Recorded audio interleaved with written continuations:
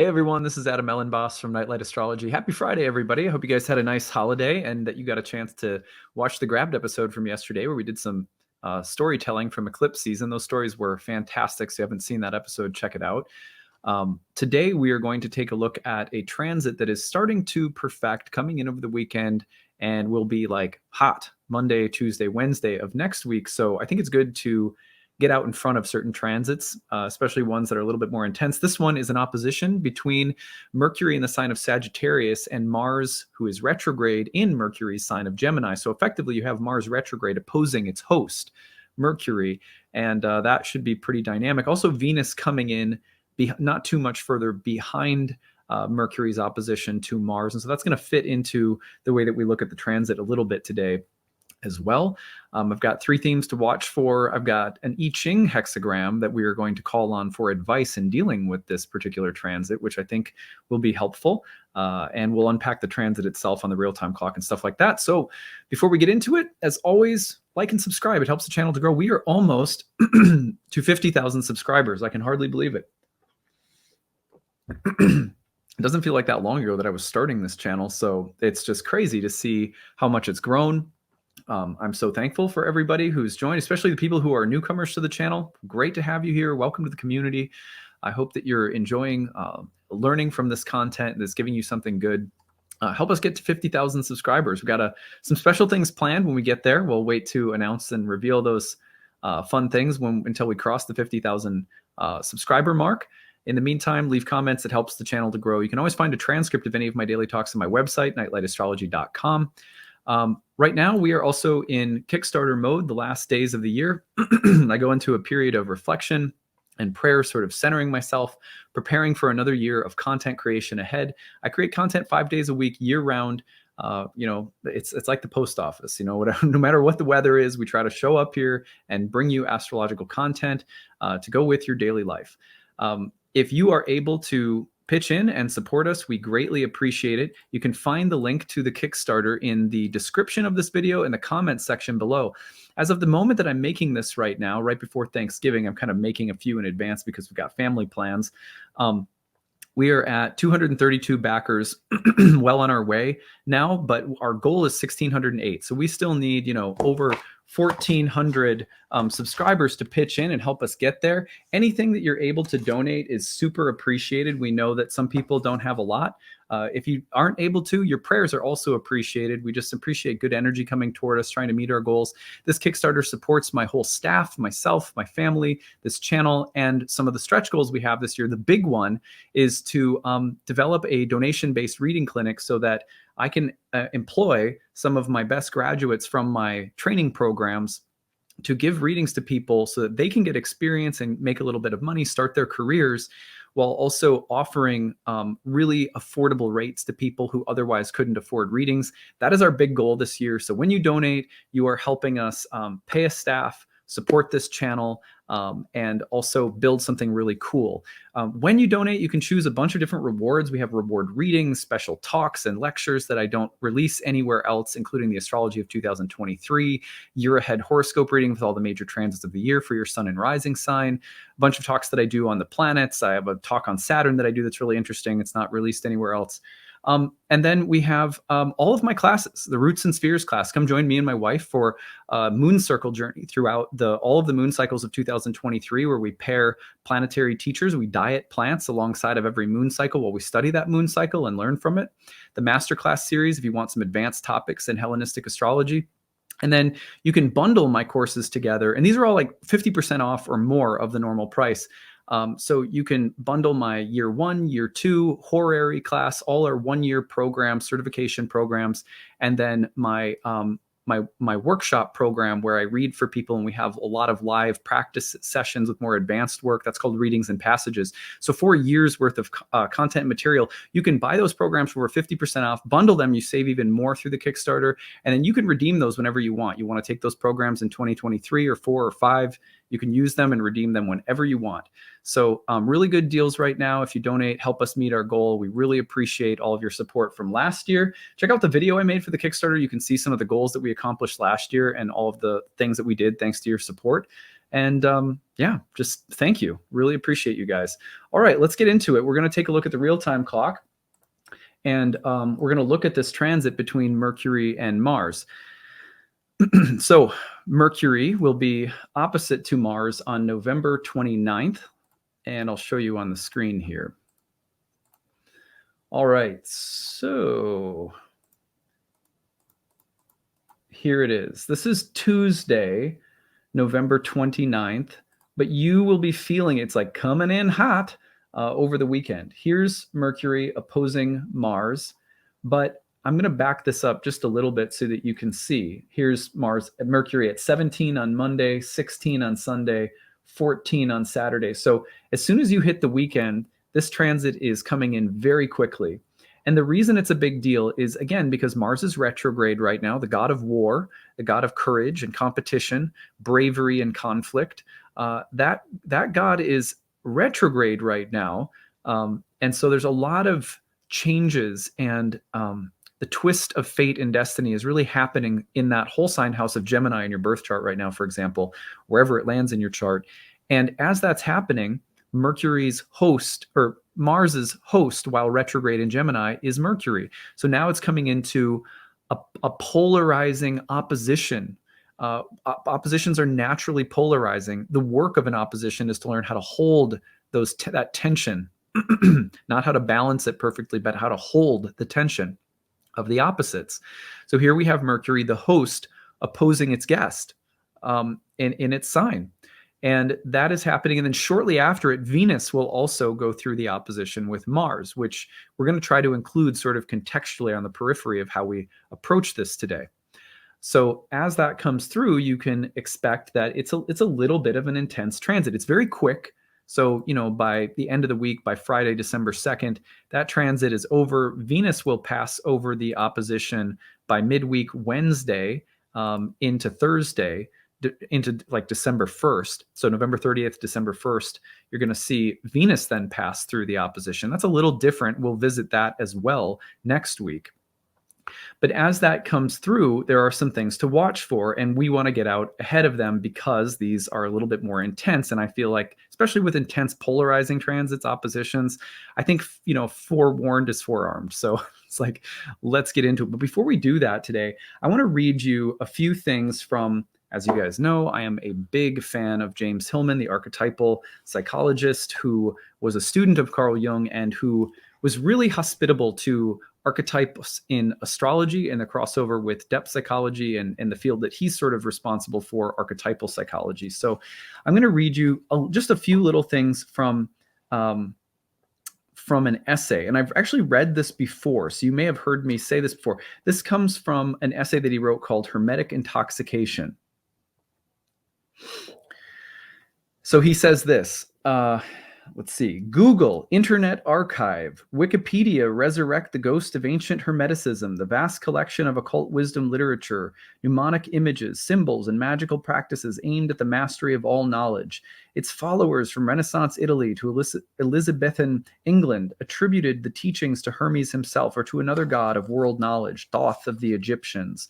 By means of the allegorical, symbolic, and mathematical reductions, Hermeticism sought to transpose the physical world into mental space. Data becomes message. The world is angelic, the cosmos hermetic, that is, sealed until disclosed. And the disclosure was also the world's redemption through knowledge. Does this motive still lurk in our contemporary intoxication? Yet even while Hermes gives this miraculous access, what does he as well take away? Remember, Hermes is a god of both finding and losing, of giving and stealing. Imagine a party, a dinner party, a dancing party, a birthday party, dressing in fashion and interior decoration, anticipation before the event and gossip after the event. Imagine the cooking and serving, the wine and the flowers, the bodies and their motions, the flirtations and seductions, the sudden encounter with an old friend or an old enemy. Then think too of the subtleties of gesture and language, the tones of voices and peculiarities of speech, regional dialects and little phrases, the perfume. At the computer, an extraordinary array of sophisticated social skills that have taken centuries to elaborate no longer play any role whatsoever. One of the most hermetic figures of our day, Brian Eno, who has taken part in so many levels of media invention and performance, and thinking about it, said, "The trouble with the computer is that there isn't enough Africa in it. Body, rhythm, soul, social ceremony. Civilization depends on its Africa, on the social skills that belong with communication. Unless communication be merely dots and dashes sent over a Macroni telegraph. Communication is multi-leveled interaction, a complex impinging of souls, not merely interactive messages. Moreover, communication is ultimately for the sake of knowing not only the message, but also the sender and the receiver, who the other is, and what bearing the message has specifically for you. A message is an angel, from the Greek agaleos, message, through the Latin and theological meanings of a divine message. The angels were many. They had particular names, shapes, depictions. A true message announces something, reveals something, alters something. It brings knowledge of high significance. The voice of the angel was shattering, a trumpet blast, a whirl of black wings in the night. What cell phone can transmit an angel? Is there a cure for hermetic intoxication? What can free us of this addiction to instant access and delivery, this delight in the invisible passage of anonymous words through the air, this privilege of possible connection to everyone anywhere? Neither his father Zeus nor his brother Apollo could truly tame Hermes. He deceived them both. Nor could the goddesses, nymphs, and humans with whom he mated change his ways. With these many female figures he produced offspring, but his copulations did not result in coupling. Only one of the mythic figures appeared at his counterpart, Hestia. In the Greek world and then the Roman, where Mercurius was paired with Vestia, we do uncover an answer. And he goes on. It's really interesting. I won't read that part, but I wanted you to hear Hillman describe that way in which we can become intoxicated with knowledge, but somehow leave out the sphere of knowing that is social, personal, soulful, sensual, Venusian. Remember that after Mercury opposes Mars, Venus is going to come through the same opposition. Mercury opposing Mars in Gemini right now has the potential, in other words, to inflate us with hermetic grandiosity. It can get us pumped up on information, concepts, ideas, messages, data, mind stuff. But does it have soul stuff? I think that's an important question in the week ahead. We might have a point to make, but have we made it in a way that includes Venus? That might be one question. Here's another thing he said from another chapter called A Note on Hermes Inflation. Despite our postmodern, polysemiotic, ironic, avant-garde, deconstructed, psychoanalytical sophistication, it is still so damned difficult for us to shed our historical monotheism. I once heard Carl Karenyi, who taught me mythology in Zurich almost 50 years ago, say it was impossible to return to the Greek style of mind. We cannot escape 2,000 years of Christianity and its pervasive monotheistic psychology, which favors an abstracting, cohesive, unifying, and centrally organizing viewpoint, or what psychology has baptized as ego.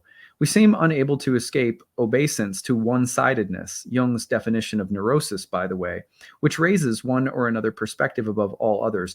Thus, it is not Hermes who has caught the psychology of our times, but the perdurance of monotheism. Hermes and his computer is merely the fashionable frontman.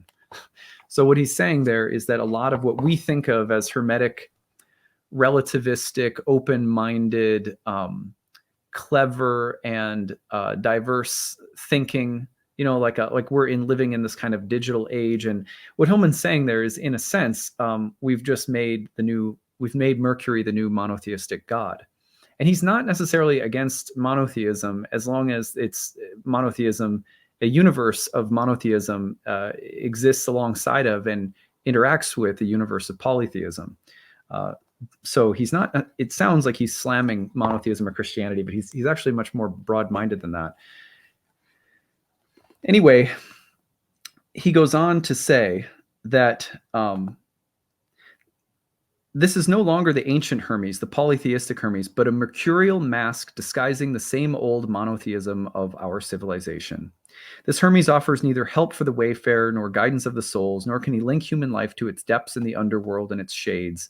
Instead, this Hermes is a salesman of the usual salvational program and its grandiosity of hope and faith in progress to kingdom come, now by means of postmodern deconstruction, electronic universality, deregulated free marketing by players in the game, and invisible molecular recombinations. What Neville calls the inflation of Hermes is the conflation of Hermes with the secular and singular Western ego. So I bring that up because we're at a crossroads between Mars and Mercury, a kind of confrontation with Mercury. And I think that's really interesting to think about. What does Mercury look like in our day and age? And I think that one of the ways in which Mercury shows up is the kind of rigid and fanatical cult of Hermes, whether it's our cell phone usage or the way that we look up information without having any sincere interest in anything we're learning.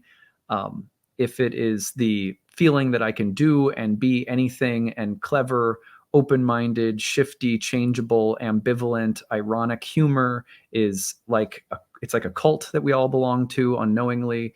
All of this kind of stuff. I'm not saying there's anything wrong with it. It's just that, as Hillman points out in this book, we can be inundated into a cult of a god very easily, especially in a culture that's steeped in thousands of years of monotheism.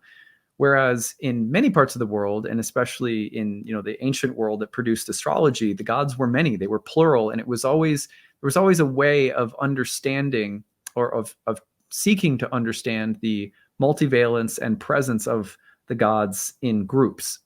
There's a famous saying, and I can't remember who it was attributed to. I actually think he mentions it here. Let me just see if it's there. Yeah, I'm pretty sure it is. Yeah, here it is.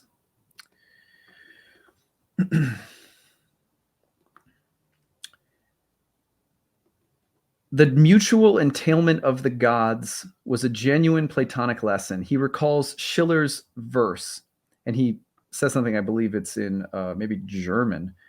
Never, believe me, never do the gods appear alone.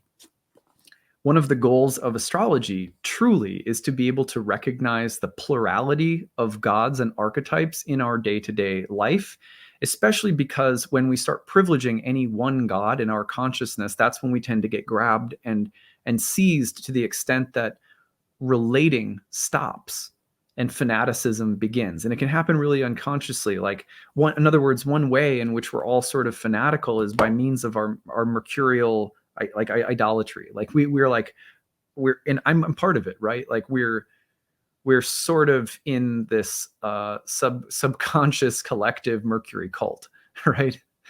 And the point is to sometimes confront to have confrontations with the gods we are dominated by means to differentiate from them. So it's an interesting moment where differentiation is possible. By differentiation, I mean looking at the things that have seized your mind, that have gripped your perception and have shaped your reality, whether that's Mercury or any other god that's working through Mercury, right? And to Mars opposite Mercury to say, I see you and I'm cutting a cord. It's not that I'm eliminating you, like it would be sort of equally extreme to say you're going to have nothing to do with my life whatsoever. It's a god, and they're all a part of this pantheon. But to the extent that one god has taken over, with Mars opposing Mercury, we can say, I can see what has been influencing my mind, and I need to cut the cord so that I'm not completely enveloped by just one god to the extent that I've lost my relating capacity, my ability to relate to the multivalence that is this beautiful cosmos. So this is the kind of confrontation of mind that's coming up, a split or a schism, a way of two different ways of looking at something, and an opportunity perhaps to see where we've been caught or seized by one particular way of looking at something that we may need to confront or have challenged, or challenge someone or something in our lives that needs to be challenged, and then to possibly differentiate through that conflict. Now, you want to be careful of polarizing, which would mean I'm just going to go from one extreme to an equal opposite extreme. That would be a temptation right now as well. All right, well, 3 themes to watch for along these lines. One would be intellectual or mental combativeness in the next 4 or 5 days, especially. that polarizing that wants to happen can take place through reflection and like skilled observation of what energies, thoughts, conversations, power struggles are arising, but you don't necessarily have to go and get bloody over it. Like if you're careful and thoughtful, the transformation that needs to happen right now, especially mentally and intellectually, and the differentiation to cut meaningful chords, to say, okay, I've done enough of this one thing, and now I need to open my mind to something different. That can happen, I think, without, like without shedding any metaphorical blood. Maybe it can't, but I think it's at least worth being mindful and careful with this energy. Number 2 would be the mental devoid of the sensual. I love when he says, when Brian Eno said there's not enough Africa, not enough soul and rhythm and sensuality. When we scroll through, I don't know, Instagram or whatever it is, and we see bodies and physiques and pictures of food and this kind of stuff, it's easy to, and I'm not trying to hate on anyone or anything. I'm really not. Like I appreciate a lot of people in my feed that post really sweet things and tasty looking things, and it's fun to see. But you know how it can deceive us too into thinking that we're having a sensual experience when we're having a sensual experience in a sense through the lens of Mercury. So I think that it's important to look in the next week, as Venus will also go through this opposition, as the tension at the tension between the sensual and the mental. Are we living an embodied life? What ideas are we having to confront? What modes of perception are we reconsidering right now? And the need to include the sensual will be a big part of it. Remember, this dates back to the eclipses, where the recent eclipse was with Venus. And then the lunar eclipse in Venus's sign was with the Cazimi Mercury. And these two are coming into the evening sky together, Mercury and Venus, trying to bring a synthesis about between mind, mental matter, and sensuality. So there's a confrontation with these themes that's happening right now between mind and body, you could say. So watch for the mental devoid of the sensual, or some pairing of those two themes, the tension between those themes. And then Mercurial monotheism. Look at the extent to which a Mercury dominant way of looking at things, deconstructive, analytical, ironic, ambivalent, changeable, like open-minded but non-committal, none of which are bad, right? None of those qualities are bad. But to whatever extent they can become, those things can take on they can start wearing the robes of like a high priest of mental stuff. I remember when I was in graduate school and I was studying literary theory, I was really turned off by a huge amount of postmodern philosophy. But it took me a while to realize that it wasn't really the ideas that turned me off as much as it was the people espousing them. And I'm talking mostly about like students and professors and people like that. Not all of them. I had some great classmates too, but there was this way of thinking that all of these very enlightened, sort of progressive, I will just generally say postmodern philosophy and literary theory was so enlightened. And the thing that bothered me is that I could just feel the sort of fanatical, dogmatic self-righteousness behind it. And I think that's what bothered me, not so much the ideas themselves, which I actually found very interesting and compelling in some cases.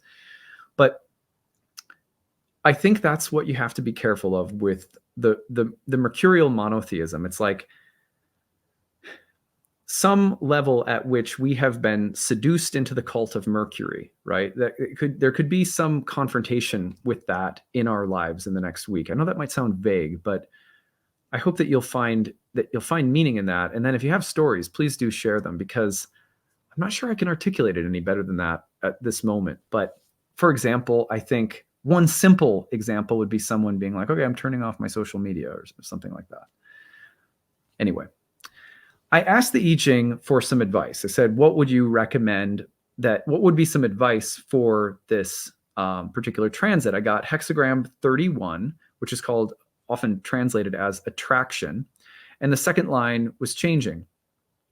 The second line read, nervously shaking his leg shows his irresistible urge to advance. Misfortune if he does, good fortune if he doesn't. one more thing into. And then the next hexagram that changes, the hexagram changes into hexagram 32, which is sometimes called durability. So hexagram 31, attraction, nervously shaking his leg shows his irresistible urge to advance. Misfortune if he does, good fortune if he doesn't. Hexagram 32, durability. I think something else that could come up right now would be a nervous twitch or urge to do something, to start something, to say something, to challenge something, to get into some kind of conflicted space and to try to force the issue or force a solution to a problem that presents itself, and to do so out of a state of anxiousness. Mars opposite Mercury feels like it could agitate the mind and body. And what this is saying, this sequence is very much saying, hold still, kind of let it work through it, work through these tensions. It resists the irresistible urge to advance sort of suddenly or impulsively and be durable. That's an interesting, I thought that was a really interesting sequence of the I-ching and some really solid advice. Like, what more could you ask for, you know? So I think with all of that in mind, we can be ready for what this eclipse holds. I tried to come at it today in a way that would sort of resemble the transit, like challenging sort of mercurial, Marsian mercurial thoughts and ideas sort of swimming around. Hopefully the meditations from Hillman sort of resemble the challenges of Mercury and the need to somehow differentiate from Mercury, or Mercury helping us differentiate from itself, because you have Mars in a Mercury ruled sign opposite to Mercury. So the idea of some kind of meaningful differentiation looks like it's present. But then the I-ching also says, be careful of like rushing to deal with some kind of anxious impulse. So I think that's interesting as well. Hopefully you got something also out of the comparison between the mental and the sensual, and the idea of Mercurial monotheism and how we can be seized by that, even when Mercury does have so many fantastic things to offer us at the exact same time. Well, that is what I have for today. I hope that you will remember to use the hashtag grabbed if you have a story to share about this transit or any others, or if you want to email us your story, grabbed@nightlightastrology.com. We love hearing from you guys for those storytelling episodes that we do once in a while. By the way, we are on our way to 1,608 backers. That is our goal for the year. Can we get there? You can find the link to the Kickstarter in the description of this video or in the comments section. Really appreciate your donation. Choose a reward when you donate. Help us reach our goal. We love and appreciate you guys, from my staff, myself, my family. Thank you for supporting us, and we hope to give you a year more of fantastic content ahead. All right, take it easy and have a great weekend, everybody. Bye.